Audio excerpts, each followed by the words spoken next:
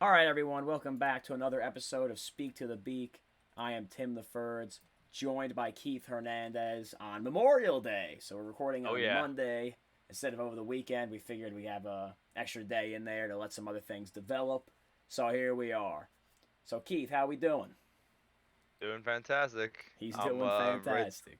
ready to watch some Degrom tonight. Yeah, I'm excited for that. All right, so obviously we're recording midday. It's about 4:30. So some games already started today. Some games have not. Obviously, if something happens in the next 30 to 40 minutes, we will change our game plan here. But I think we're in pretty good shape. Um, so let's do it. I'm ready. Keith's Yep, ready. let's go. I know the people that are listening already. But unfortunately for you, you get to hear the same spiel I say every single week. So here we go. Number one, check out the website, beakbrands.com. Written content is there. The podcast is there. That's where you can find my waiver wire column. So if you want to be a couple of days ahead of the podcast, people, I mean, unfortunately for you, you're going to have to read, but it's there.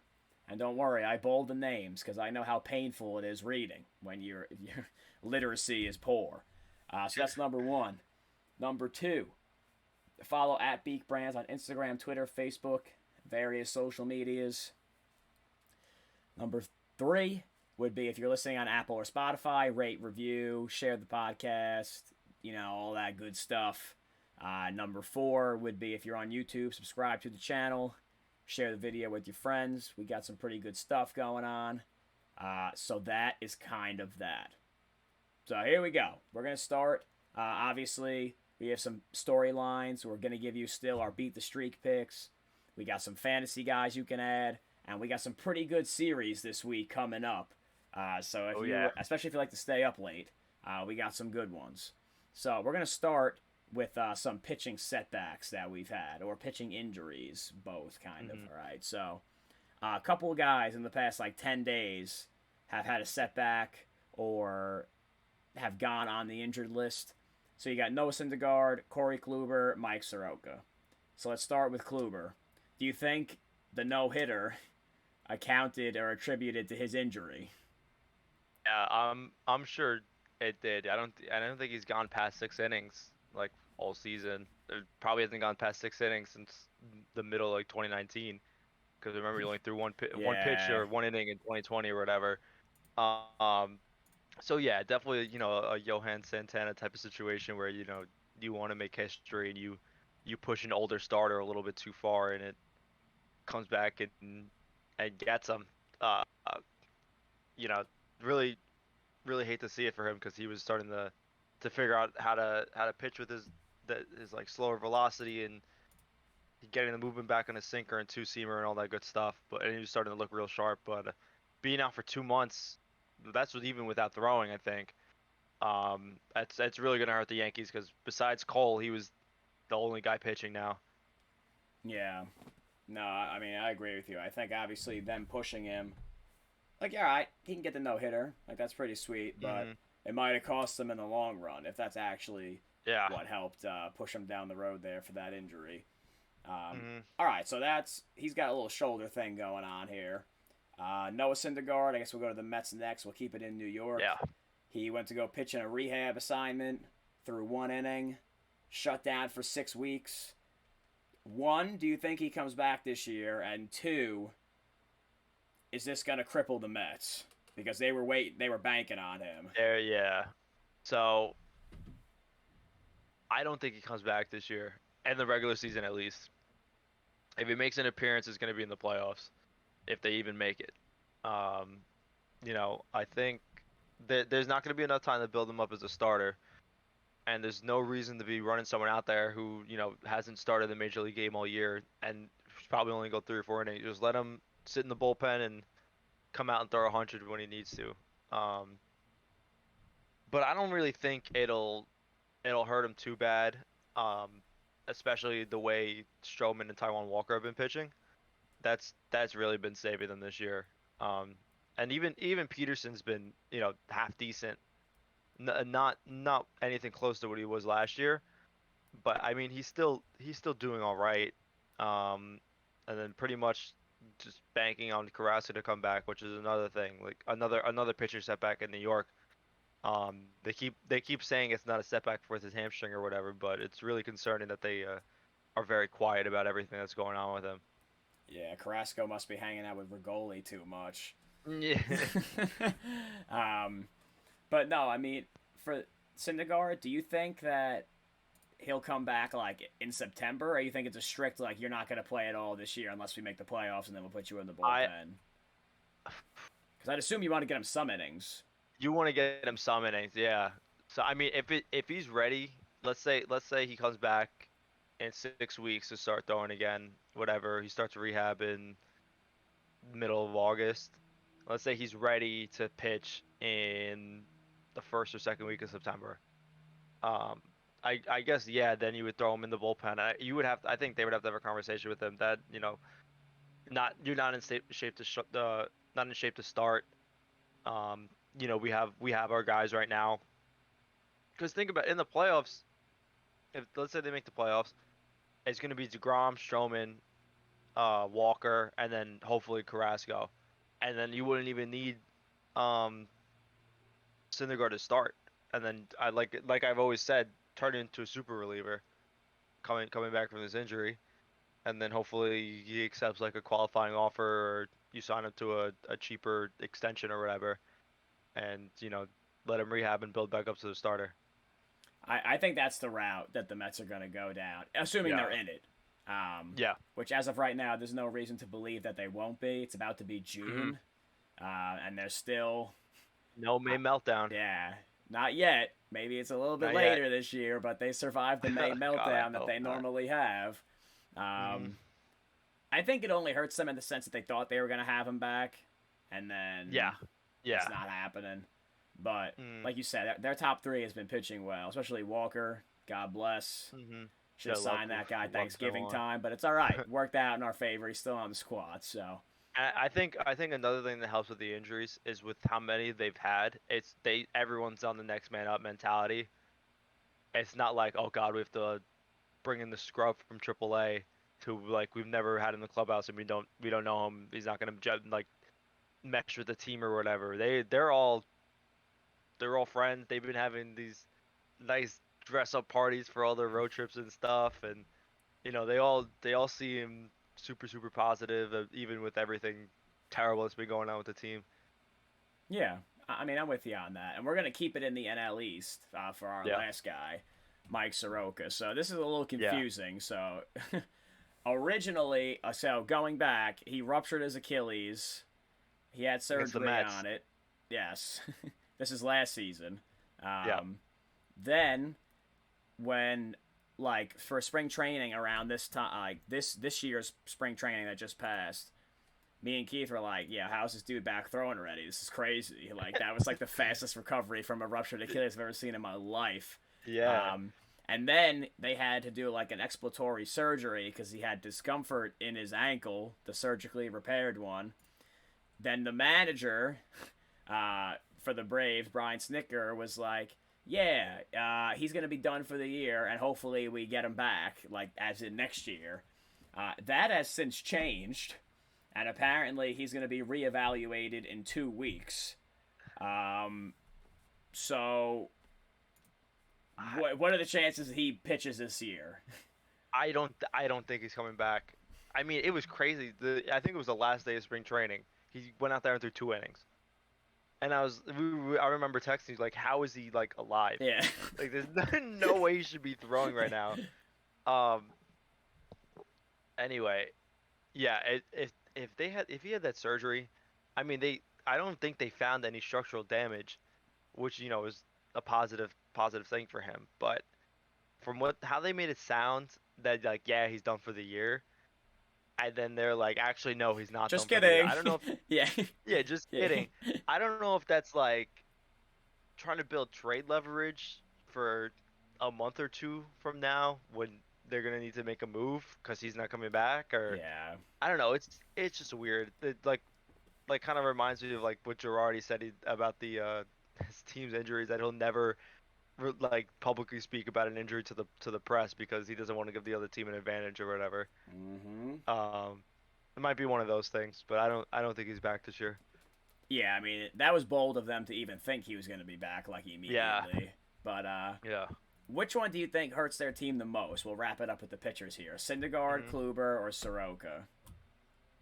Kluber, Okay. Kluber definitely. At least the Braves had some other pitchers like you know that have good major league experience in the past. Yeah. Charlie Morton's starting to put everything together now. Max Fried has been on and off. Um, that other guy, or whatever, who Yeah. was pitching great, and then He's hurt too. he broke his pitching hand. Yeah. He's on the 60-day now, so he's out for at least 2 months. Um, so yeah, they're gonna have to figure everything out if they want to stay in it. I mean, the Phillies are playing better than they are right now, and the Phillies are losing like 10-1 right now against the Reds. So that's saying a lot about how the Braves are doing. But you think it's Kluber that impacts his team the most? I think it's Kluber that impacts his team the most because they don't have any pitching outside of him and Cole. But Tyone has an ERA over 5. Montgomery is also like Fried. He's on and off. He goes with 2 runs, 1 start in 7 innings, and he'll give up 6 and 3 the next. So I don't know. I actually all think over the it's place. Soroka, because I feel like Yeah. the Braves were like banking on him heavy to come back and be like their number one guy, and now that I don't know what his situation is. But for Yeah. me, like everyone's always worried about the Yankees. Like they don't care. They'll just buy 20 pitchers. They'll trade everything. Well, Doesn't matter. I think isn't Severino still rehabbing too? Severino's on his way back. Okay, yeah, because I haven't. He's the only Tommy John guy that I haven't heard a word about. Yeah. Well, him and Sale.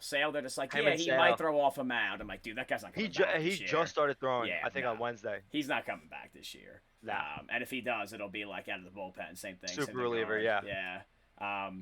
Like the Yankees will make moves. I don't know if the Braves are like that kind of franchise that are just like, yeah, we're just gonna trade everything if they're in it still. Because I guess we can bring up Marcelo Zuna real quick. This guy's out here breaking all of his fingers and then getting arrested on domestic violence charges. So I don't know what's going on with that. You just told me before he got released on like a $20,000 bail. Yeah. And then in Georgia, they said the minimum time in prison is 3 years. So if he gets convicted, I mean, that's just the entire contract. He's never going to see the field ever again. No, probably not. Yeah. So they're going to have to figure out what they want to do there. I mean, I think they just moved Enciarte to center, moved Heredia to left, and then put Acuna back in right. So I guess they got it all figured out now. They're probably just going to need a little more depth, wherever that's going to come from. I'm sure the Mets will DFA Cameron Maybin at some point, and he'll end up on the Braves, and he'll hit 300 for them. Yep. So that I'm sure that's the route they'll go. Yeah. But they always figure it out. They always have some ridiculous DFA pickup that's hilarious. Hits 300 for them. Yeah. Oh man. But all right. So we're gonna move on. We're gonna transition. So we got some teams that are hot and some teams that are not. All right. Obviously, it was a light week in terms of news, so we're just gonna recap some of the standings here. We'll start with the teams that are hot. Okay, so the Rays are like stupid on fire right now. They've overtaken Boston. Ridiculous. They're in first place in the AL East. The White Sox still atop the AL Central. The West is still Oakland. In the National League, you got the Mets, a whopping 25-20, first place. The Cardinals are half a game up on the Cubs as of this recording. Padres are half a game up on the Giants and 2.5 up on the Dodgers. So the two teams we highlighted were the Giants and the Rays. So which one are you more surprised about? That they're in. Well, not the Giants are not in first place, but the fact that they're even only half a game back from San Diego is ridiculous. Yeah, Giants 100%. Yeah. Their pitching has been a surprise. Buster Posey's playing like an MVP again. That crazy play 2 days, take a day off rotation they have him on has been working because it seems like every day he goes out there he's like 2 for 4. Yeah. So I don't know what they're doing with him, but it's working. Cueto's found it again. Yeah. Everybody's rolling for them. DeSclafani, I remember I didn't like the Gosman signing. They overpaid him, and he's been amazing. It's crazy, and then they just took 3 or 4 from the Dodgers. Yeah, that's what vaulted them over. I thought they were about to fall out of it. I was like, oh, they're playing the Dodgers. They're gonna get swept in 4 games, and they're gonna go right back to third place and never see the wild card again. But Nope. There they I mean, are. they're in it. They are in it. I think everyone, except for I was saying this before, that all these like uh, fan graphs and all that stuff was like predicting the Rays to win like 78 games or something ridiculous because they traded Snell and let Morton walk. But um, smartest front office in baseball. Doesn't matter who's on that team. Pretty much, they're gonna find a way to win.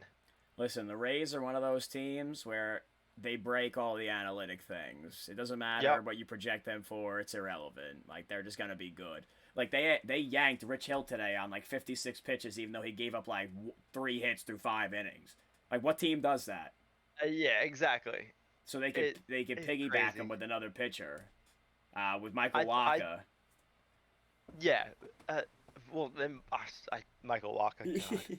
But that's what I mean. Like who's yanking Yeah. Rich Hill on 56 pitches for Michael Wacha? Nobody except them. Nobody, And it nobody works. except for them, and it works. Um, and then everyone talking about Blake Snell always getting pulled before the fifth or whatever. I think this year he's only gotten like 4 outs past the fifth inning this year. He has not been good this year. He has not been good. Um, very very bad. Yeah, not a good look for the Padres. He's been the only thing holding them back. I think him and Paddock have been like meh. So Paddock's been good the past 2 starts. He's been picking it yeah, up.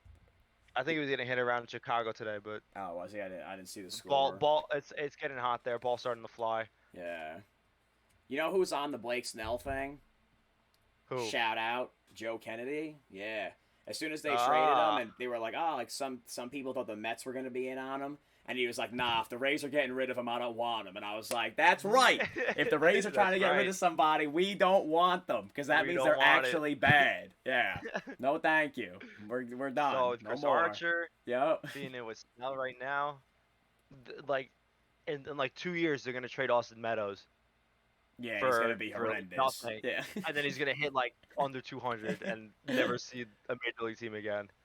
Would not be surprised. And No. for me, to answer the original question, it's definitely the Giants. Because I thought the Rays were Yeah. going to be good, but Yeah. not as good. Mhm. I thought the Giants were going to be, like, terrible. And here they are, Yeah. half a game back. Half So a I don't game know. back. Don't ask me how, but they're out here. Some teams that are not hot, right? This is a good Mhm. stat that Keith found on the Twitter machine here. So since May 4th, the Diamondbacks and the Orioles are a combined 6-43 as of this recording. Diamondbacks going up against DeGrom tonight, so the chances that 6 becomes a 7 is potentially low. Yeah. We knew the Orioles were going to be bad, but I thought the Diamondbacks were at least going to be mildly competitive, like 70-ish wins. You know what I mean? Like, Mhm. no, they're bad. They're real bad. I mean, it doesn't help that the Giants are actually good either. Yeah, that's what's Um, hurting them. That's what's killing them, or else they would have, been a little bit better. They've played 21 games against teams over 500 this season. They're 3-18 against them. Yeah, no, that's not it. That's where it hurts. I think one of those win games yesterday against the Cardinals, that snapped their 13-game losing streak. Well, when you look at the it's so funny. Diamondbacks, though, like you just said, Mhm. what was that stat you just said about playoff teams? Are like 3 and something. Teams over 500, 3-18. Yeah, so they're 3-18. That's like their entire division. The Padres are amazing. The Dodgers are amazing. The Giants are really good right now. That's 3 Exactly. teams that are significantly better than you that you have to play like 18 times Exactly. apiece. So that's it. Season's It's over. Terrible. Season's over. Yeah, they're a mess. I mean, they just got Ketel Marte back, so they'll have a little bit of offense. But I mean, pretty much everyone on the pitching staff, has an ERA over 4.5. They don't have Zach Gallen. Oh, I know. He's on my fantasy team too. So I mean, know. he's starting to throw again. But I just think it's so funny that Baltimore and Arizona were both on both on 13-game losing streaks at the same time. Yeah, that doesn't happen Same often. time, and Yeah. then except Baltimore couldn't snap theirs yesterday. Theirs is up to 14 now, going into Minnesota. But at least the Arizona was able to steal a win yesterday. Yeah. Do you think they win again tonight against DeGrom? Because that's just how the Doubt life it. works for the I Mets. doubt No? it. Okay. I didn't think so, but I If they, figured I asked. yeah, yeah. If they win a game in the series, it's probably tomorrow against Peterson. So I'm sure Ketel Marte will hit 2 home runs off them tomorrow. Yeah. A potential beat the streak pick. That's a little foreshadow. Yeah, We'll see. exactly. All right, so here we go. We're going to play my favorite segment on this podcast, which is Who's Your Randy. So it's Keith's turn to go first. So, Keith, who's your random waiver ad of the week and why? Yeah, James Caprillion from the Oakland A's. We love our Oakland A's guys here. Yeah, but we do. This guy is he's really burst onto the scene. Through 3 starts, he's got 2 wins, 19 strikeouts, and 17 2/3 with an ERA of 1.53. He's pitching really well against the Mariners right now, actually. So they're rolling. The A's team and Caprillion, even though he's a little over the 50% threshold, he's still there. But expect this guy to be a huge boost going forward. Yeah, and he's going to be in the rotation for quite some time because Jesus Luzardo, also on my fantasy team, because of, if anyone I own's injured immediately. Yep. They're bringing him back right now as a reliever to eventually build up to get back into the rotation, which means Caprillion's here to stay because I think Mike Fiers lost his job. So that was a good pick for you. My guy is Cody Petit, plays for the Marlins. He's got a .84 whip and an ERA of 2.95, and that's with getting absolutely shelled by Boston the other day. He's got 19 strikeouts to 4 walks on the season, and he gets a cookie matchup against the Pittsburgh Pirates this week. So sign me up for that. I don't know about Keith's guy's more of like a add and keep. Petit might just be a streamer, but he's got a great matchup this week, and I think he's going to rebound. Yeah, I'm sure he will. He looked great against the Mets. Like a second career starter or a third career starter, something like that. But yeah, Marlins pitching is slept on. They got some good guys coming. Like my boy Sandy. Yeah, Sandy. Sixto is available in a lot of leagues too, and he is starting to throw from 60 feet now. So that's another name to look out for in the next month or so. He's a little further down the road, but yes, I agree with you for sure. Didn't they get Sandy Alcantara from St. Louis? Yes, in the Ozuna trade, I think. The Ozuna trade. Yeah. No. Yeah. They made a lot of great deals. I mean, they stole Jazz Chisholm from the Diamondbacks, I think.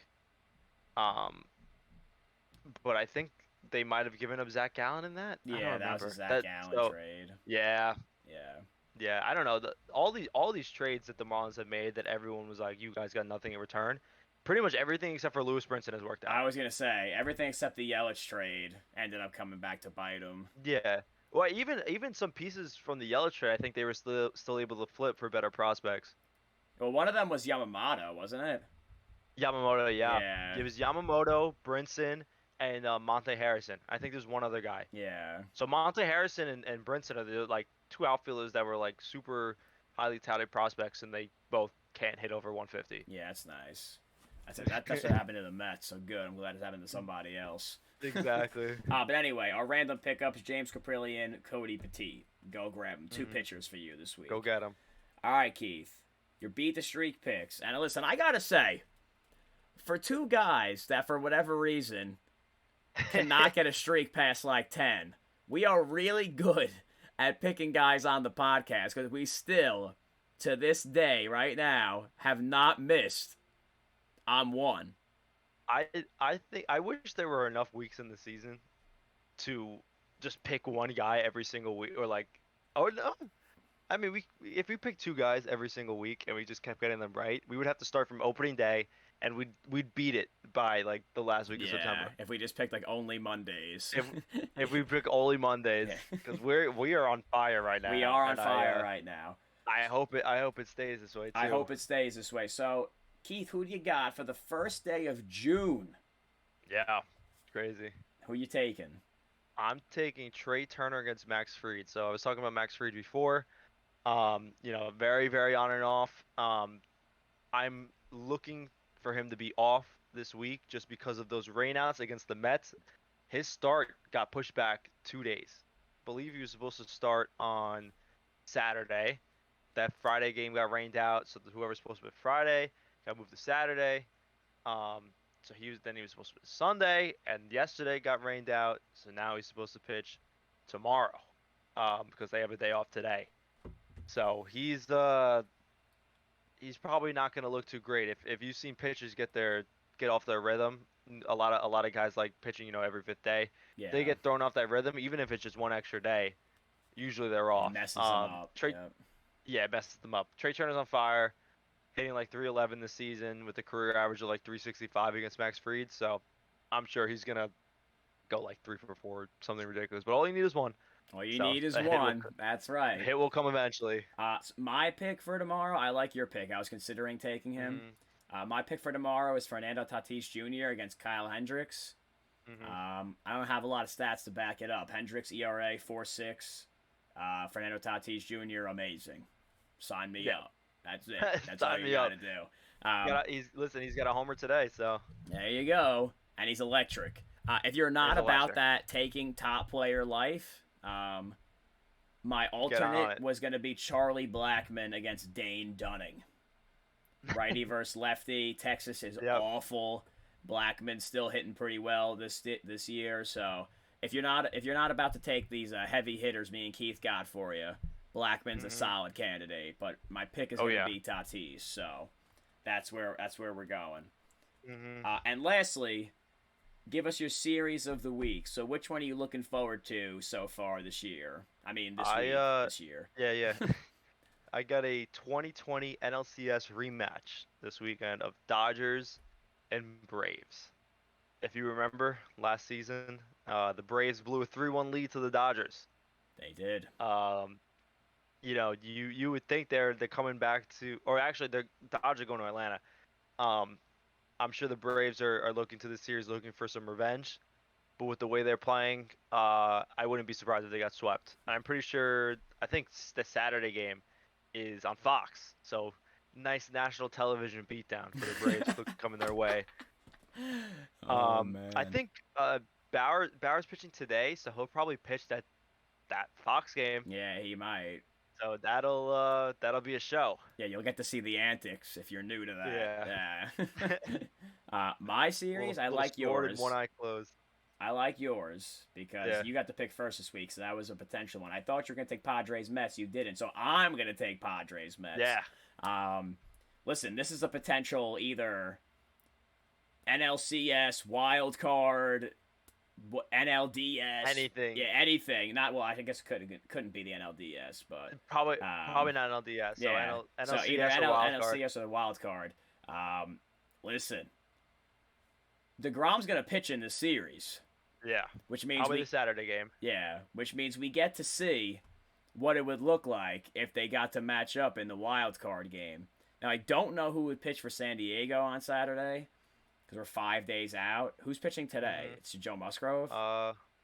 No, he was supposed to pitch today, but he had to come in for Blake Snell the other day. So their rotation's kind of messed up.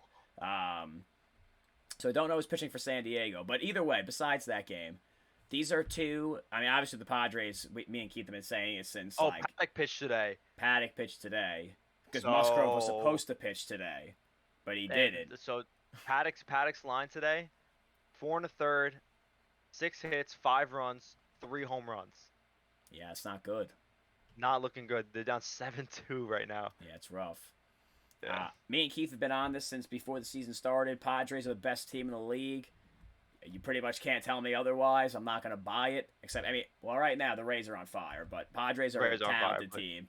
The Mets, we kind of know what their deal is, but me and Keith have been saying since before the season started, if you get into a wild card game with the Mets, you are screwed.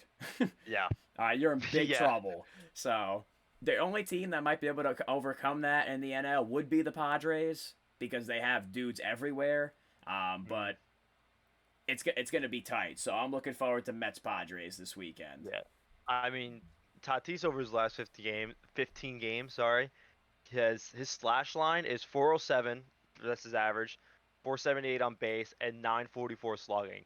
So he's 8 home runs and 54 at bats with 7 stolen bases, 25 RBIs. He so good. really turned it up. He first month of the season, before he got hurt, he was hitting like 215. And That was a lot of hitters, though. Yeah. Yeah. I think people were already pushing the panic button. But prove the offense is still there. The defense has been shaky. He's leading the league in errors right now. Him and Baez are 1-2, and those are 2 names that you don't expect to be up there in the errors leaderboard. Listen, that's okay if you're going to cost me a run or 2 there, because you're going to make up for it by batting 400 plus. So I guess I can live with it as long as you're batting 400. And he's got the speed element going too for him. So he's electric on the base paths. He's 4 stolen bases away from tying his career high, and he is 6 home runs away from tying his career high. Yeah, and it's by the time that people listen to this, it'll be June 1st. Yeah, love to see it. Love to see it. Crazy. But look, that's what me and Keith got for you. A solid 30 minutes, direct and to the point. Little baseball action. We'll be back next week. Hopefully we get some more news on the baseball news cycle here. But obviously, we have to do a standings check. It's been a while. We haven't checked the standings in a month. I think that might be our end of the month thing. Check the standings. Yeah, check the standings. So, listen, I mean, it's already June. We're not that far away from the All-Star break, the trade deadline. I know it seems like it's really far away, but I think All-Star voting starts tomorrow. I believe it does. So that'll go vote for your favorite players. That's right. Go do what the Royals did that one year. Vote in the entire roster. Go do it. Make it happen. Listen, if you can manipulate the stock market, you can get whatever team you want into the All-Star game. Trust me, you can make it happen with enough dedication. Yeah. But listen, follow Beak Brands on social media. Subscribe to the YouTube channel.